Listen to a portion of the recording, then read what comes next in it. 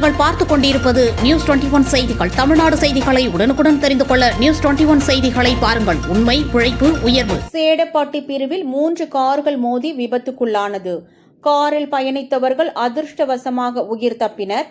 திண்டுக்கல் மாவட்டம் ஆத்தூர் ஒன்றியத்திற்குட்பட்ட செம்பட்டி வத்தலகுண்டு தேசிய நெடுஞ்சாலையில் வத்தலகுண்டிலிருந்து செம்பட்டி நோக்கி வந்து கொண்டிருந்த கார் ஓட்டுநர் சேடப்பட்டி பிரிவு அருகே வந்து கொண்டிருந்த போது திடீரென்று பிரேக் போட்டதாக கூறப்படுகிறது.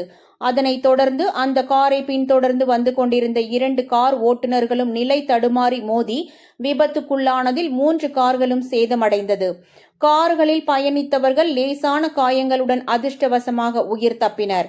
தகவல் அறிந்து சம்பவ இடத்திற்கு விரைந்து வந்த செம்பட்டி காவல்துறையினர் போக்குவரத்தை சீர் செய்து வழக்கு பதிவு செய்து விபத்து குறித்து விசாரணை மேற்கொண்டு வருகின்றனர்.